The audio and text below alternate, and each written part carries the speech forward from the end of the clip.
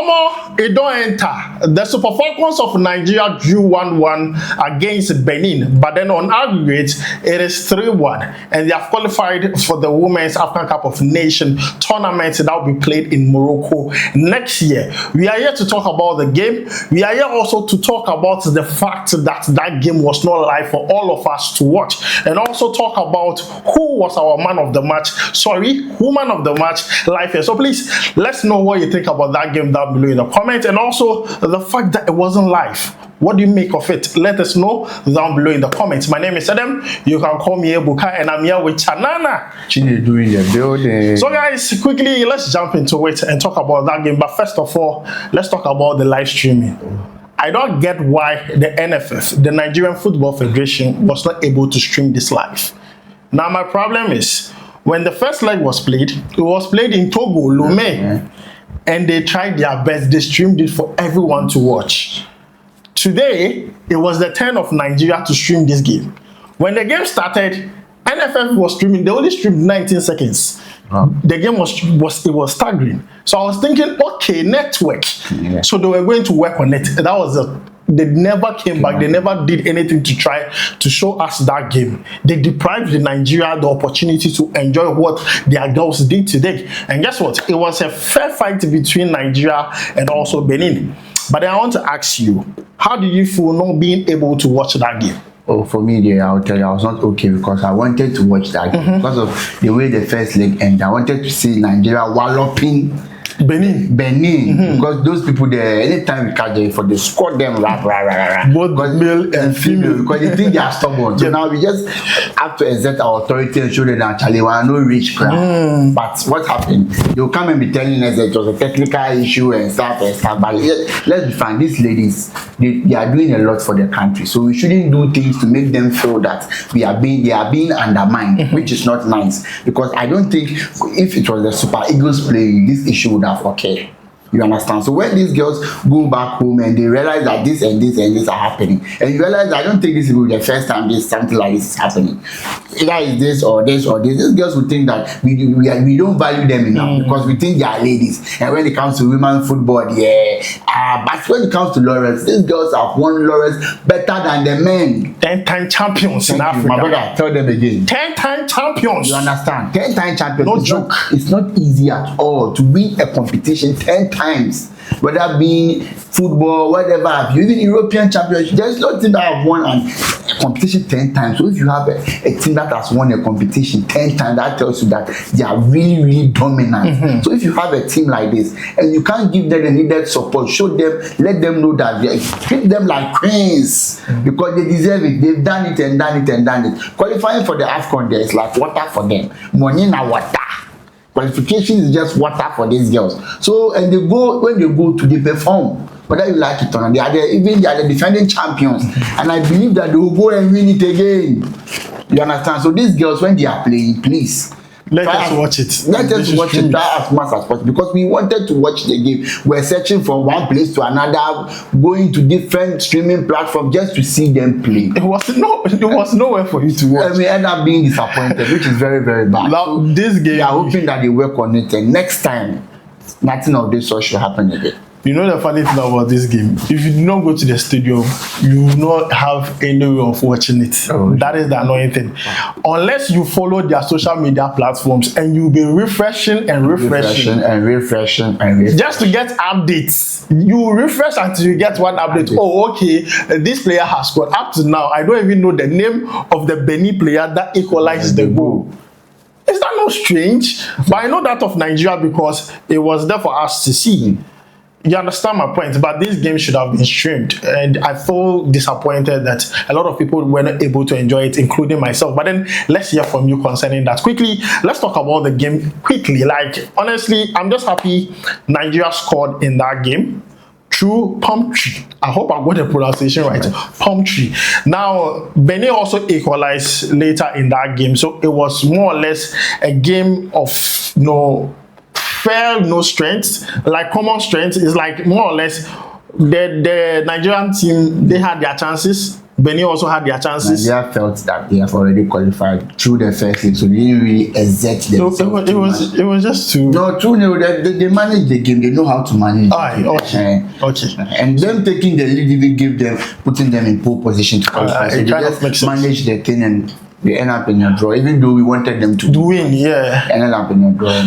But then I want us to talk about the statistics, because if you do not watch the match, at least the statistics kind of give you a fair idea of how the match went. So let's talk about the statistics very quickly. The statistics of the game is Nigeria had 57 ball possession and Benin had 43. Then the corners, Nigeria had 5, Benin had 4. And fouls committed in the game, they both had 9 fouls committed.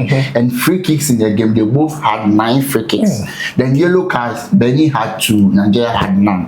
Then shots on target, both had 4-4. And offside, Nigeria had 5 offside and Benin had 0 offside. So far this is what SofaScore has been able to give us based on the statistics, even though we know some of the essentials are missing, but this is what we have from SofaScore. Is that Benin had 0 offsides? No, Benin had 2 offside and Nigeria had 5 offside. So Benin, they were doing highlight. Yeah, they were playing highlight. Benin was playing highlight. That's the thing. Look, let's talk about this very quickly. Looking at the statistics, it looked very close. Looking at the ball possession alone, very close. Shots, very close. Corner kicks, very fouls close. committed. But everything is so close. So it should tell you that that game was not an easy game for Nigeria at all. Maybe if you don't watch that game, you might think, why is it that these ladies did not win this game like the way they played the first one? It is not easy. Looking at the statistics, it wasn't easy at all. You could see it was a game that both of them were going at each other head to head. And I like the fact that Nigeria did not lose. At least they walked away with the draw. They walked away with their dignity and pride intact. That was the most important thing. What this game tells us is that Benin, even though they lost the game, the first game by 2 goals to 0, they didn't come to sit down at all. Because if Benin would have come and sat down, I tell you, they have been walloped by the girls. Exactly. But they came to, like my friend said, they came to preserve their dignity. Even though we go out on a high, and they really did that. They went on a high. To be able to play 1-1 in Nigeria at home, that tells you that Benin really put in effort to be able to achieve this. And what will you say? Even though they are going home, they'll be going home with their heads up high, because when you play Nigeria in the African territory, when it comes to women's football, especially when you are not the big guns like the Ghana, the South Africa, the Morocco, you are expected to be being walloped. That one, whether you like to know 4-0, 5-0, you can see what Ghana did to Egypt. 4. You don't have to tell you that, especially when it comes to Ghana, Morocco, South Africa, when you come to their home and you are not a big boy, you collect. Okay, we say big woman, you collect. You collect. Now, you know the thing that happened on social media before the game started? There was only one change to the starting lineup that played in the first leg. Assistant Oshiola started today's game. And a lot of people were like, she shouldn't have started.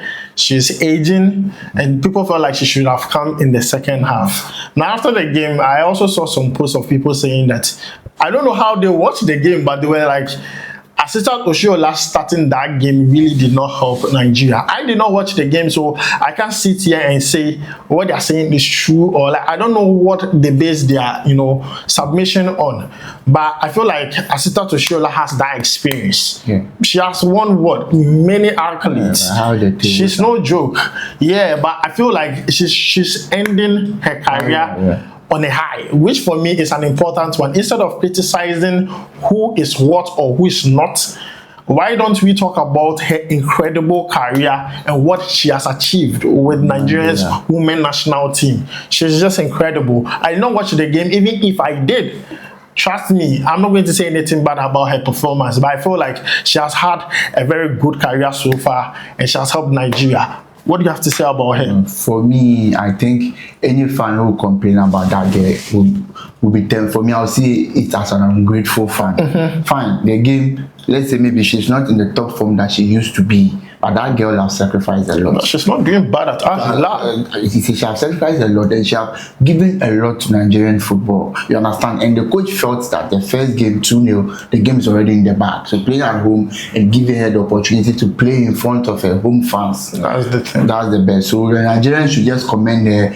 and give her. And then what's really happened in the game for you to be complaining? Complaining about you have qualified. What else you want? Fans, you guys should remember. That's why sometimes some of these players, they don't want to sacrifice for their country. it, because when something starts going on, you people will start lambasting them, forgetting about football is ups and downs, and we all know she's coming down. So allow her to come down in peace. Stop giving her pressure and all that. Don't retire early before she wants to retire. The thing is, African football. The thing is, like, it's not like she's even flopping. She's doing so well at Akila. It's just that the numbers is not as it used to be. So relax. And people feel like she's aging. So okay, let's put her aside and bring. You know, people feel like Joy should have started this game and go. I felt like experience was much needed in the game too. And I felt that the coach think that like 60-70% of the jobs have already been done in the first league. Simple. So playing at home, Nigeria just needed to hold their own, and they did exactly that. So why are you complaining or other stuff? Let her feel welcome in her own country. She has done a lot for Nigeria, so don't let one or two bad performance start making you people to lambast. I think she has achieved nothing with Nigeria. Wasn't it a bad performance? We did not even watch the game to even tell whether it was a good or a bad one. She's 5 or 6 times African Footballer of the Year. So good. Well, she played for Barcelona, my team, and she did marvelous, won Champions League and other stuff. Man, you guys shouldn't do that to her at all. I feel like she's the woman king. So guys, we are going to end it here. Let's hear from you concerning that game. Let's hear from you concerning the performance of Nigeria, looking at how they have performed so far in the qualifiers. The Super Falcons have done very well. Yes, it is 1-1, but then on aggregate, it is 3-1. And let's hear from you down below in the comments. My name is Adam. You can call me Ebuka, and I'm here with Chanana. Chinedu in the building. We'll make sure to see you in the next one. Thank you.